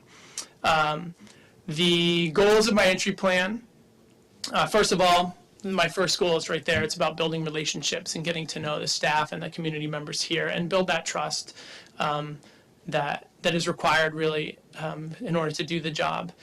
Second of all, to try to understand the history and how Linfield Middle School works, why things are done the way that they are, and knowing that those decisions were probably crafted over time and tweaked to get to where they are now. Really try to build that shared sense with the staff of what are the school's strengths, what are the challenges that we face together so that we can make some progress and move forward on that. And then finally, trying to understand where Linfield Middle School fits inside the whole town, inside the whole district, how we support the school improvement plan, how that supports the district strategy. So that's sort of my introduction. So I'll turn it over to Brian. Everybody. Just to echo Tom's comments, thank you very much for having me here tonight, and I'm really excited to be joining the Linfield Public School System as the assistant principal at the high school. I come from Lawrence High School, so it's a little bit demographically very far apart, but I do believe that the needs of all of our students and teachers are very similar, and that begins with having a positive growth mindset, students and faculty being challenged in the classroom, and all need to be engaged in school as well. My job as an instructional leader is to foster those needs for both faculty and students, and to push them beyond their comfort zones. But at the same time, as an assistant principal, your main job is discipline. And as a disciplinary leader, my focus is to get to the root of all children's needs. I've been doing this for quite some time, and I can tell you that students usually when they get in trouble, it's from something deeper going on, and it's my job to build those relationships with the students to understand where they're coming from and to make sure that we communicate clearly high expectations, as well as making sure that we stay consistent with those expectations. At the same time, there's a lot of social emotional needs our students have right now, and we need to make sure that we cater to those as well. The goals for my entry plan are similar to Tom's in the nature that it stems from building relationships, building a trust with the staff and the community, promoting a safe and supportive school environment and school culture, collaborating on strategies to improve teaching and learning, being in the classroom and working with teachers to improve their teaching. Building upon and strengthening community relations, whether that's through the internship program or the Compass program. I think that's a very big part to high school students. And then also developing an open and clear implementation plan that helps me understand the school. This whole entry plan, I was telling Jane the other day, I'm so thankful for it because I've really gotten an opportunity to sit with teachers and get an understanding of the district. And I've already learned a lot in the short time that I've been here. Included in the learning stage of our entry plan, there are 3 shared categories. However, due to the high school Compass and internship program, I have a 4th section on community relations, and you'll see that in my plan. The 3 shared components are the school safety and operations, school culture, and teaching and learning. So thank you very much. I'm going to turn it over to Tom now to talk about school safety and operations. Thank you. So as for both of us coming in, the first thing is, and it's similar to Kevin's phases as well, really trying to learn a lot about some of the background stuff at school and how our schools function on a day-to-day basis. And one of those big elements is around school safety and the way the school functions on a day-to-day basis. So one of the things that we both have been working on through the summer and continue to work on is around school safety protocols. We've had meetings with the chief of police and the SRO. We sort of did some introductions and some beginning work there.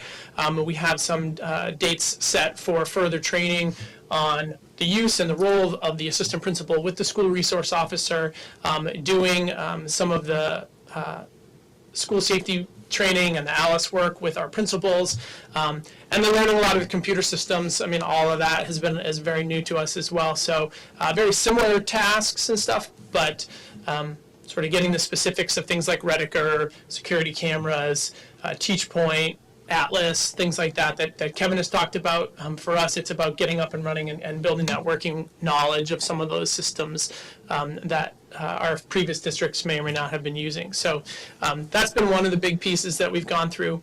And then there's the school culture component. So that's around trying to get an idea of what's going on in and outside of the school as it's related, working with the PTO, setting up some meetings there, starting to attend some PTO events as we get into the fall and get to know those players in the school and those stakeholders. For both of us, really attending extracurricular activities, getting involved with some of the activities and clubs like the drama play at the middle school or high school athletics for Brian at the high school, and the student council as well.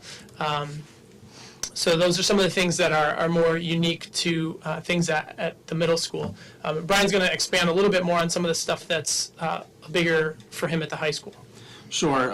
So when it comes to the high school, some things that I've already taken part in and continue to work with are the Compass program. Obviously, I want to be leading and collaborating with faculty advisors and student advisors.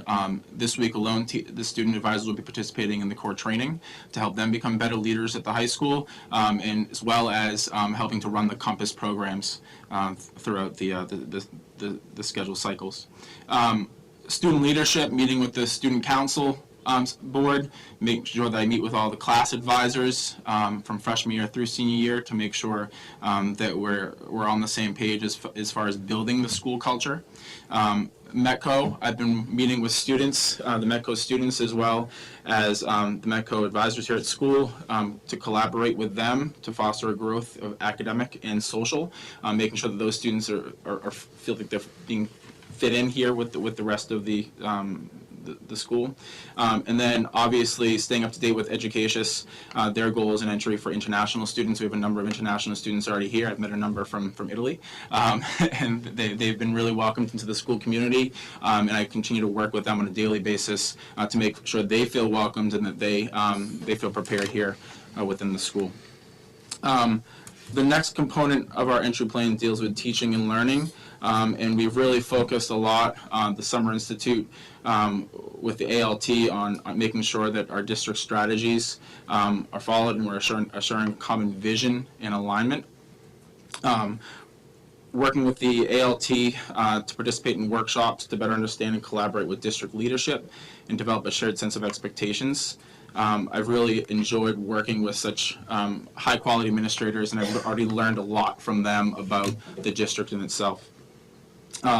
Obviously making sure that everything is tied to each of our individual schools' improvement plans, and obviously our SMART goals as well. Tom and I share individual SMART goals as well as separate one. The one we share mainly is just becoming acclimated with the school. My SMART goals are tied also to improving experiential learning with the internship program as well as Compass. Teacher evaluation, we want to make sure that we're learning and using the program appropriately. I've used it before. I have a history with it in my previous school, but it's making sure that there's a shared vocabulary when it comes to doing evaluations, so that there's very clear consistency with teachers and what our expectations are of them, and what their expectation is of us. Here at the high school, technology integration, making sure that I'm supporting the one-to-one initiative and increasing student engagement. Professional development, I've never felt so proud to be part of a district that is going to allow me to be professionally developed the way I have been already. This summer I attended the MSSAA conference. That was really eye-opening. The Job-alike breakout sessions that I went to really made me feel comfortable coming to a new district, and it gave me some people to bounce ideas off of. Jane has also set us up with an outside mentor that will really help with that. That's something I've never had, and so I'm really thankful for that to help me be able to, once again, bounce ideas off of somebody that's outside the district, as well as relying really on the ALT to support me within the district as well. And lastly, making sure that I stay up to date with policies with the school committee, the Linfield High School Handbook, Program of Studies, and the teacher contract. A big part of our entry plan is dealing with interviews from all stakeholders. And as I said before, I've really focused so far meeting with teachers. A lot of new names, a lot of new faces, but sitting down with them, even for a half hour, has really allowed me to get to know them, as well as them getting to know me, and really finding the strengths and challenges within the high school and the district. So it's really been eye-opening, and I continue to look forward to doing that with the teachers. I'm going to be working also with the student leaders, both the Compass advisors as well as the elected student officials. A big part of this as well is meeting with the PTO, which I'll be doing this week, and speaking with parents, once again, about the strengths and challenges within the high school and the district itself. And that continues with a number of other stakeholders in the district, whether it's METCO or at the high school specific internship sites, with last year being, a start of the internship program, and see where that's going to go for the future, making sure that we talk with people in the community where we have students going, and making sure that we're meeting their needs and they're meeting ours as well. All right, and I'll kind of take us through some of our thought process behind the questions that we're asking, and then kind of through the end. So we don't have identical questions, although they do sort of put themselves into similar categories. Both of us are really trying to ask people that we're interviewing about who they are as people, most of all, just kind of getting to know them a little bit, and as well as what the role is that they do there. So we both sort of have questions about that. Then we go on to what we call like the what questions, where we're trying to find out direct facts and information about school, looking at strengths, looking at challenges, describing people in the school, describing how life is for the students, things like that. And then we kind of get into some how questions, looking at levels of communication, collaboration, how things are working.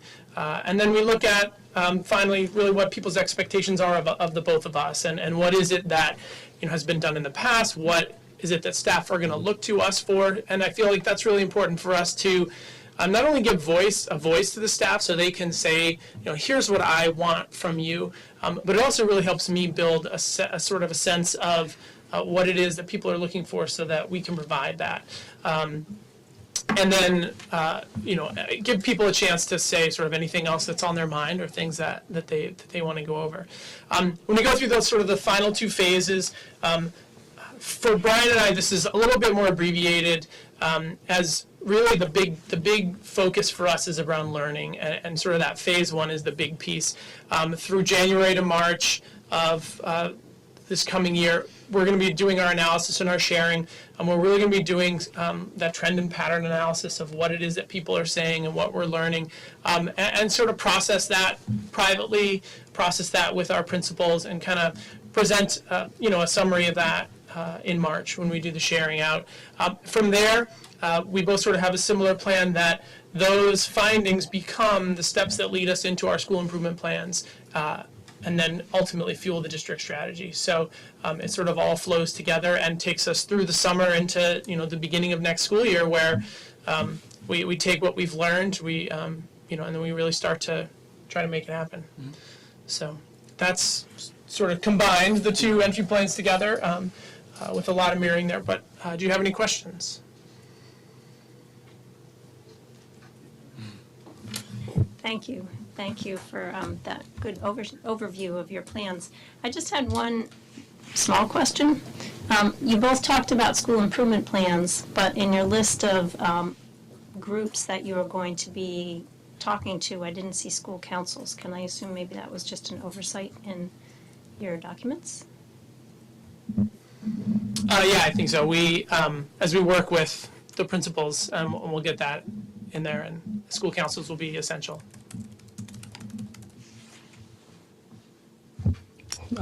Thank you, Brian and Tom, and congratulations on your appointments. I know it's early, but it's been said that school climate and culture can be subtle, nuanced, but yet very palatable. I'm just curious, at each of your respective schools, what your initial perceptions were or are of the climate and culture. I can speak for the high school. First of all, I don't think I've ever been more welcomed to a school by students and staff. I feel that everyone has just been very warm and welcome to me, which has been really helpful with my transition. I would say that as far as the culture goes, it seems like everyone works together for the common good, which is ultimately the children, and making sure that they're getting the education they need. There's a sense of, there's a relaxed atmosphere, but underneath that, there's a real sense of urgency that allow our students to, be in the classroom on time. Teachers creating engaging lessons where students want to be in the classroom, and I think that's so important. For me, I've really been struck by sort of how excited everybody is to be there. And I would say that that's the culture of the school right now.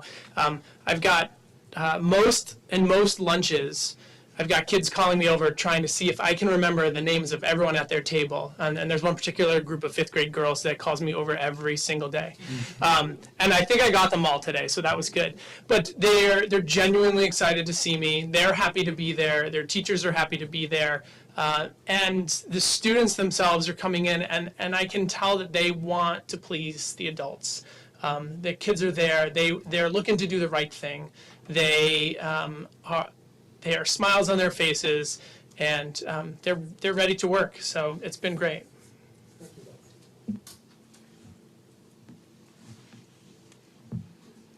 Bear with me, because I'm going to try to ask this question, abbreviated question. Both of you come from a background, Tom, you were in the classroom. Brian, you kind of had more of a, describe it more of an educational role in terms of your previous position, both of which really didn't include the discipline component of being an assistant vice principal. And you kind of both touched upon it a little bit in your opening. Do you foresee a significant learning curve there, or based on your comments to Sal, do you feel like the school culture will allow you to create your own style to address those needs? Sure. So when I spent 2 years as an assistant principal at Lawrence High, where my main job, as well as the instructional component, was dealing with discipline. I would say the learning curve for me is what is, with the two different districts, what was high level in Lawrence, I'm probably not going to be seeing here. So I think it's figuring out what are the high needs here. And I would say that, again, it goes to that building of relationships and that trust. I'm a big person who, if I see something going on, I'm not just going to go over and tell them to stop. I want to figure out what's going on, what their history is. I want to sit down with them one-on-one. I've already done this year already with a couple of students, just figuring out what's causing the behavior to get that background. That really builds the trust. I had a student that at the end of last week who, I saw in the hallway walking around, and I got to sit and really talk with him and figure out why he wasn't in class and get him back in class, and then also figure out kind of what the bigger picture was. And it's building that sense of trust and trust in relationship, I think. And that's a very big part to discipline. I think that's where my successes were at my previous place as well. And for me, while I wasn't an assistant principal, I sort of played that role for a lot of the students in sort of that I was that step between among our teams. You know, we had middle school teams, much like we do here in Linfield, and I was sort of that catch-all before you went from the team to the assistant principal or downstairs to the office. And I think the learning curve for me is really about going to be about how all the staff handle and how you know, what their expectations are of me, what the systems are that are in place that have been working, what has been done in the past, and people's expectations on that. So I'm trying to get up to speed on how people expect things to be done, as well as trying to help coach teachers who may be struggling in that area as well, and trying to help them out. But there's definitely a learning curve. But again, I think Brian has it exactly right. When the thing that I was always really successful in was building relationships with students, and from there, it becomes a conversation around, what kind of person you want to be and what it is you're trying to accomplish, and I think a lot of that, then you can start to really tackle those issues on a bigger level.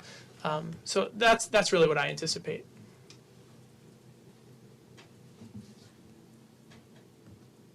All right, thank you. Thank you. The next item on the agenda is the superintendent's report. Okay, so a few things on my report this evening. The first is just reporting out on the opening of schools. So the opening of school was a huge success. We kicked it off with 1.5 days of professional development for our teachers. During that time, we reviewed long-range agendas for our PD, and we're actually going to share out in the next school committee meeting about that, but it was very, very successful. We also reviewed some of our security protocols. Both elementary schools have already had their open houses, and we were able to actually attend both Summer Street, Huckleberry, and preschool, and all 3 of those open houses were very well attended. Again, following suit with what was said tonight, parents seem very happy to have their kids back in school, very happy to be at open house. The teachers did a great job really talking about their curriculum and what the expectations will be for the year. And kindergarten and preschool are 100% in the mix now, and so it's nice to have all of our learners in the buildings and ready to go for the year. The one thing that we are missing this year is we are missing a crossing guard at Summer Street School. So I've worked with Chief of Police, Chief Breen, in trying to fill that position, but we are desperately looking for somebody to fill that position. It's an hour in the morning, an hour in the afternoon. So I would just say, if anyone knows of anyone who's interested in that position, to contact Chief Breen over at the police department, and we'll see if we can get that position filled. Because as you well know, that's an important part of getting our kids to school safe. And right now, Patrick Curran, our SRO, has taken on that responsibility. So that's the report on the opening. I did want to report on Jen Judkins, who is our technology integration specialist. She received a very special honor from MassQ during the summer months, and I just want to share with you a little bit of what the letter said to her. Dear Jennifer, congratulations for being selected to receive the 2016 MassQ Pathfinder Award. This award is given annually to a Massachusetts educator and leader whose efforts have greatly enhanced the field of educational technology. This person has gone above and beyond in demonstrating leadership and providing inspiration to other educators. Your achievements and contributions are evidence that you are a catalyst for advancing the effective use of technology in education. She has been invited to a special dinner on Thursday, October 20th, to receive that award, and I know this committee greatly values the work that she has done, not only in our own community, but she has served obviously as a leader throughout the North Shore and really throughout Massachusetts for technology. So I just wanted to share that good news with the committee tonight. And actually, on the back of that, we are also having our first ever Ed Camp North Shore. and that's going to be held at Linfield High School on a Saturday, later on this month, I believe it's Saturday, September 24th. And just a little bit of background on that. Adam Stahl, who is one of our teachers at Linfield Middle School, has gone to a lot of ed camps. And he actually came to Jen and Sarah and said, do you think we could ever pull this off? And they came to me and said, do you think we can ever pull this off? And I said, why not? And so they have worked tirelessly to get this Ed Camp North Shore off the ground. And right now, we are going to pull it off on September 24th. Right now, we have 167 educators from all over the North Shore and actually the greater Boston area to come and be part of this. And what is so great about this opportunity for our teachers is that it is completely free. The event is free. It is made possible by donations from different organizations, and some of the organizations that have made donations to our Ed Camp are Salem State Collaborative, Mass Teachers Association, Linfield Teachers Association. So we are really excited about this opportunity. And basically what will happen is the teachers will all come together that day, and it will be decided upon that day what they will get professional development in as a group. And we will use basically the whole high school and break off into groups of 5 or maybe 20 so that they can get their PD. So it's a great opportunity for our teachers, and it's a great opportunity for Linfield. So I mentioned a little bit about the first day and a half, how we reviewed some of our security protocols. So Chief Breen and I put together a security task force this summer, and the task force was comprised of 2 LPD officers. One was Al Scantina, who was an officer who has SWAT training, Patrick Curran, who is our SRO, and I appointed Steve Ralston to this task force as well. I appointed Steve Ralston because he currently serves on STARS, and STARS stands for School Threat Assessment Response System, which is part of NEMLIC, which is the Northeastern Massachusetts Law Enforcement Council. Steve has gone through all over the North Shore, really, when there have been crises in school, to help them troubleshoot. So the 3 of them were put on a task force, and they actually did a phenomenal job of assessing each of our schools and really looking at ways that we can help keep our students safer. They were looking at possible evacuation routes. They also took time to put together a thoughtful proposal to the chief and I to say that they really recommended that we adopt and begin to implement some of the protocols from Alice. So that's what you heard actually 2 of our assistant principals talk about. So the teachers actually had an overview of Alice during one of their half professional days. We are going to continue to work with the task force to figure out exactly how we're going to roll this out. And I will keep the committee up to date as that, and also the parents up to date as to what we're doing in the area of security as we begin to implement procedures and protocols. And the last thing that I want to report on is, in some of the administrators alluded to it tonight. This summer, the administrative team had a workshop that lasted 2.5 days, and we did lots of work on our district strategy. We did lots of work on talking about protocols for walkthroughs. You heard a lot about the evaluation process tonight. During this 2.5-day workshop, the administrators had a time to really sit down, look at my SMART goals, and really use my SMART goals as a template for how they wanted to work on their SMART goals. And so to this date, all of the administrators have really thoughtful SMART goals written out with action plans, timelines, and evidence that they will be working on throughout the course of this year. So it was a very, very productive 2.5 days. At our next school committee meeting, we will be rolling out to you what our district strategy looks like for 2017-18, 16-17, sorry, jumped ahead of you, 16-17, and we will also be sharing with you the changes that we've made to PD this year that are actually changes for the better. So that's the update.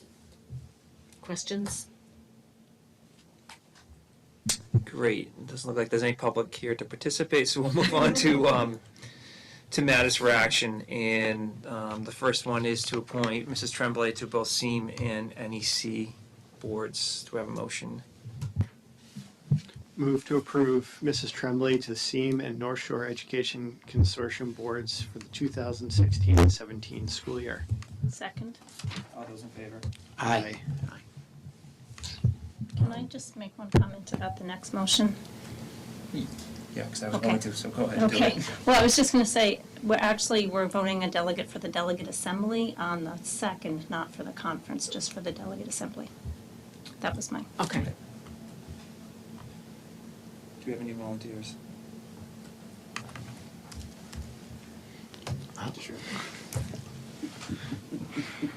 move to approve Rick Schoberg as Linfield School Committee delegate for the MASC delegate assembly on November 2nd, 2016. Second. All those in favor? Aye. Aye. Hey, Tim, for the next one, since this is dependent on, it all links back to district goal and strategy, which we're seeing at the next meeting, can we push this to vote to the next meeting? Do you think the goals would change? I don't know, what it just, it was referenced a number of times, and since we haven't heard what the updates are, What updates? Hmm? What the updates? district strategy. For the 16-17 school Yeah. year, there have been updates that were made. My goals were made. My goals are definitely linked to that. We worked on that, all of that this summer. Right.